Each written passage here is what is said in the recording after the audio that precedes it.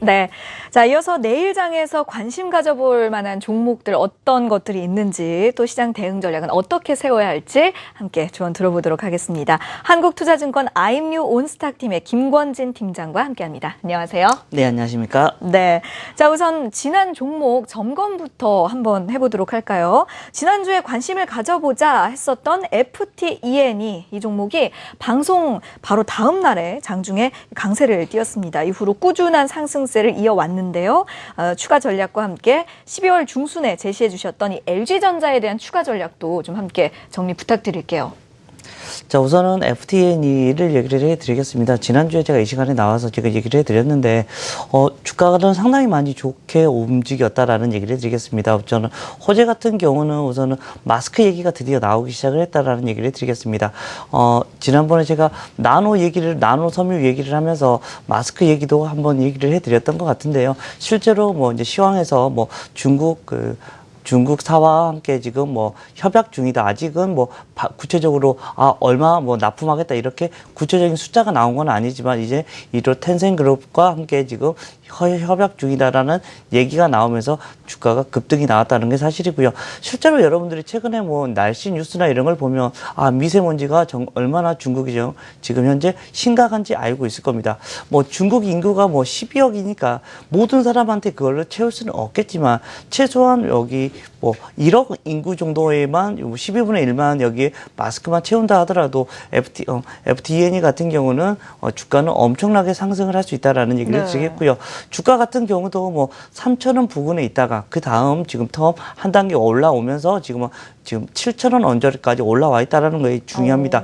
이 라인들도 제가 봤을 때는 한 단계 더 레벨업이 충분히 될 수 있는 라인이고요. 네네. 실적이 회사가 완벽하게 바뀌어가는 회사라고 판단해 주시면 될 것 같다는 얘기를 드리겠습니다. 네. 그 전에 나왔던 것은 바로 나이키 얘기였는데 나이키에서 지금 납품이 되는 게 바로 4분기부터 실적이 찍힌다라는 얘기를 드리겠습니다. 즉 3분기까지 사실은 실적이 많이 형편없는 정도의 수준이 나왔었는데요. 4분기부터 즉 지금 현재 이제 실적 시즌으로 돌아오고 있으니까 아마 다음 달 정도에는 FTNE가 실적이 발표가 될 건데요.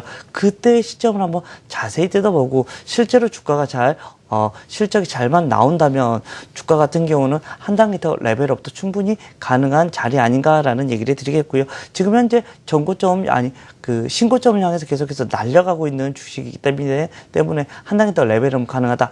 단 더 안 좋은 점이 하나가 남아 있는데요. CB나 이렇게 계속 전환되는 물량이 조금씩 나오고 있습니다. 실제로 지난주에도 이런 모습이 나타나면서 조금 고개를 갸우뚱거리기도 했다라는 얘기를 드리겠고, 이런 물량이 조금은 남아있으니까, 그리고 제가 확인했을 때 다음 주입니다. 다음 주 20일부터 이게 아마 공매도로 쳐질 수가 있는 모습이 나올 수 있으니까 그 흐름을 유심히 보시면서 매매 대응을 하시는 게 좋을 것 같다. 그렇지만 결국은 회사가 지금 완전히 바뀌고 있다는 것은 여러분들이 잘 기억해 주시면 좋을 것 같습니다. 네. 완전히 바뀌고 있는 회사다. 그 부분에 주목해라. 참 이 표현이 인상 깊은데요. 자, 이어서 지난 12월 중순에 LG전자에 대해서 또 말씀을 해주셨었어요. 이 종목에 관한 추가 전략도 좀 더 추가 설명 부탁드릴게요. 자, LG전자 여러분들이 IT 대표적이라는 것은 알고 있을 겁니다. 그렇지만 그동안은 사실은 특징적인 게 없었다. 사실은 휴대폰 부분이 너무 많이 잘 팔리지 않으면서 조금 많이 힘들어 했었던 게 사실입니다. 실제로 주가 같은 경우도 계속해서 우하향하면서 좀 많이 내려왔는데 올라가는 계기가 뭐였냐면 결국은 전기차 부품을 LG전자에서 만든다는 얘기가 나오면서부터라는 얘기를 듣겠습니다. 즉 이것도 회사가 조금씩 바뀌어가고 있다는 얘기를 드리겠고요.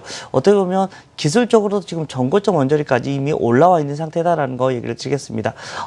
자동차 부품 얘기가 나오면서 가파르게 상승을 하다가 이게 언제쯤에 가시화가 되느냐, 실제로 돈을 벌게 되느냐, 이게 부분 쪽 때문에 살짝 조금 조정을 받다가 다시 한번 고점을 향해서 올라와 주는 모습이 나타나고 있다는 얘기를 드리겠고요.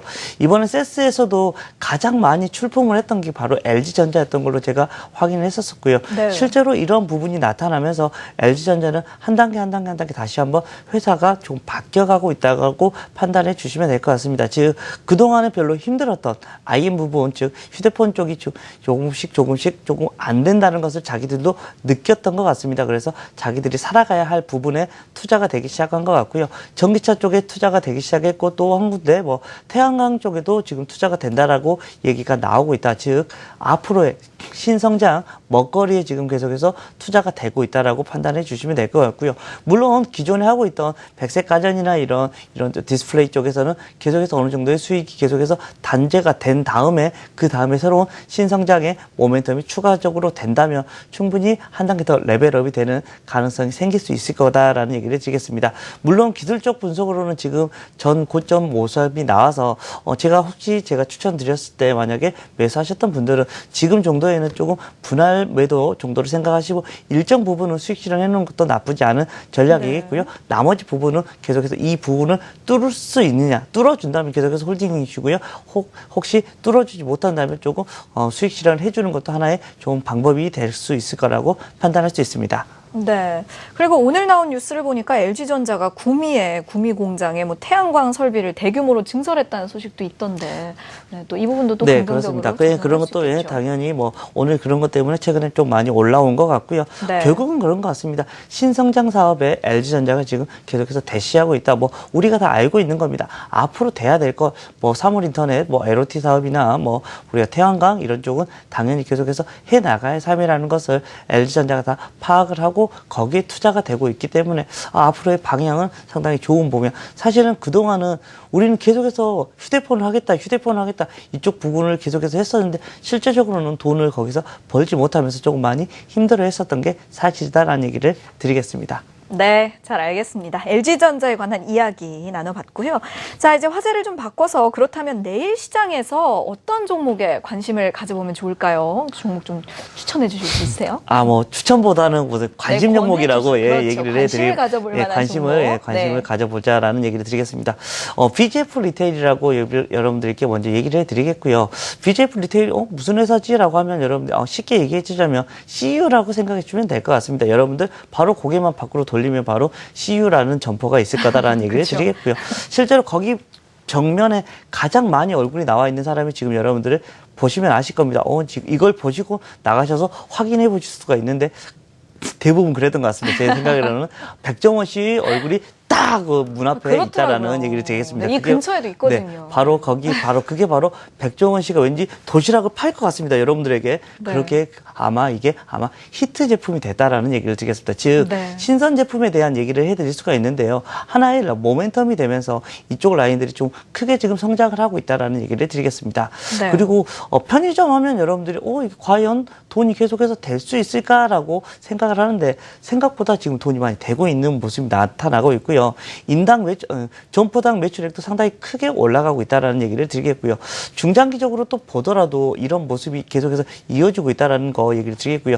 작년에 사실은 2015년도에 작년 초의 얘기였습니다. BGF 리테일이나 GS 리테일 쪽에서 올해 출점 얼마 정도나 될 것 같아요라고 예상을 물어봤다고 합니다. 근데 다들 그 회사에서 한 500개 정도씩 될 것 같아요라고 얘기를 했었던 게 사실입니다. 그렇지만 끝나고 나서 봤을 때는 거기에 거의 2배적인 숫자인 거의 1000개 이상 가까이가 되는 점포가 개설이 됐다는 말은 무슨 말이냐면요. 그만큼 아직까지도 열대가 아직까지도 상당히 많이 있다라는 얘기를 드리겠고요. 편의점 자체가 어떻게 보면 좀 길게 갈 수 있는 모습이 나타날 수 있을 것 같습니다. 편의점이 조금 더 한 단계 더 레벨업이 될 수 있건데 우리나라의 인구 구조상이 이런 모습이 나타날 수 있을 것 같습니다. 우리의 인구 구조상 점점 이 1인 가구가 점점 증가하고 있다는 것은 여러분들도 뭐 매체나 미디어를 통해서 많이 들으셨을 거다라고 생각이 듭니다. 저 같은 경우도 많이 이용하는데 다른 사람들 뭐 1인 가구에 같이 다니는 친구들 보면 많이 이용한다라고 얘기를 하고 간편식이라는 것을 많이 이용한다라는 얘기입니다. 즉 이것은 장기적으로 갈 수밖에 없다라는 얘기를 드리겠고요. 실제로 우리나라와 지금 사실은 인구 구조나 이런 여러 가지가 우리나라가 많이 따라가고 있는 일본에서도 사실은 일본이 잃어버린 20년이 나왔을 때도 여기 잃어버린 20년이었대도 이 편의점 업종은 일본에서도 많은 상승을 했었습니다. 아마도 우리나라도 이러한 모습이 계속해서 지속이 되지 않을까라는 얘기를 드리겠고요. 이러한 모습에서 BGF 리테일은 좀 단기간도 좋지만 중장기적으로 상당히 좋은 흐름이 나타날 수밖에 없는 모습이다라는 얘기를 드리겠습니다. 이러한 모습이 계속해서 지속이 되면 주가는 한 단계 더 레벨업, 아니 두 단계도 가능할 수 있다라는 얘기를 드리겠습니다. 그래서 뭐 목표가 같은 경우는 뭐 어제 가격 정도의 매수를 하신다면 목표가는 우선은 전고점 언저리인 한 24만 원 언저리를 예상을 해드리겠고요. 네. 손절가는 그래도 있어야 되니까 18만 원 정도를 손절가로 여러분들께 제시해드리도록 하겠습니다. 네, 잘 알겠습니다.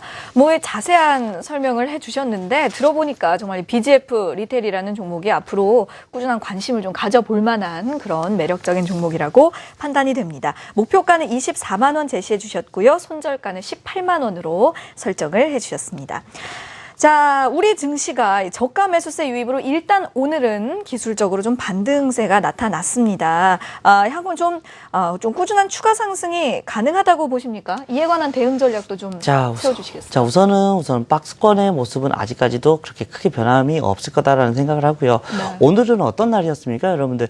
그 옵션 만기일 하루 전날이었다는 말은 무슨 말이냐면 대부분 여러분들이 생각했을 때 옵션 만기일 당일날 어떤 큰 사건이 일어날 수도 있습니다. 그렇지만 제가 그 경험상으로는 옵션 만기 전날 이렇게 큰 폭의 상승이나 큰 폭의 하락이 있었던 날이 많았던 것 같습니다. 여러분들 이것은 뭐 계속해서 뭐 매달 옵션 만기가 있으니까 이거는 여러분들이 꼭 참고해 보실만 하는 이런 팩트를 얘기를 해드리는 거고요. 실제로 그런 것 같습니다. 그동안 계속해서 하락만 하다가 뭐 외국장이 물론 오늘 좋았었고 중국 시장도 계속해서 멈춰져 있었었기 때문에 그리고 네. 중국의 지표가 좋게 나오면서 오늘 박수 이렇게 하면서 외국인들마저도 오늘은 선물 쪽에서 좀 좋은 흐름이 나왔었다라는 얘기를 드리겠습니다.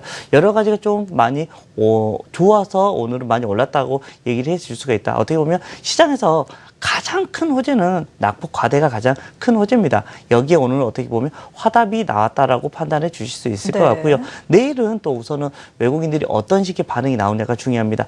결국은 가장 큰 것은 외국인들이 매수를 해주느냐 안 해주냐가 그 차이가 날 수 있다라는 얘기를 드렸고요. 여러분들도 그렇습니다. 9시 정도에 아침 한 9시 한 15분에서 20분 정도에 외국인들의 흐름, 거래소에서는 어떻게 하고 있다, 코스닥에서는 어떻게 하고 있다, 선물 쪽에서는 어떤 흐름을 가지고 있네라는 생각을 하시면서 외국인이 매수를 해주면 오늘은 그나마 좀 괜찮겠구나라고 판단해 주시는 게 맞다라는 얘기를 드리고요. 네. 지금 현재 전 세계 증시 자체가 조금 많이 힘겨운 게 사실이죠. 그렇죠. 어떻게 보면 금융위기가 아닌데 꼭 금융위기가 온 것 같은 그런 느낌까지 지금 중국 시장, 우리나라가 또 중국 시장 바로 옆에 가장 핫하게 움직이고 있어서 그런 모습인데 그나마 우리나라는 다른 나라에 비해 세계의 다른 시장에 비해서는 덜 빠진 거다라는 얘기를 드리겠습니다. 그 이유는 여러분들이 알고 계실 겁니다. 우리가 지금 1900 아래로 내려가면 사실은 PBR이 지금 한 배 언저리다라는 것, 즉 장부 가치가 정도밖에 되지 않은 흐름이어서 이거 이하로 빠지면 당연히 매수해보자라는 이런 식의 매수 세력이 많이 들어오기 때문에 이러한 모습이 나타나고 있다라는 얘기를 드리겠고요. 그리고 여러분들 앞에서 제가 참고를 해드렸던 외국인들 매수, 그 다음으로 여러분들 보셔야 될 거 결국 환율입니다.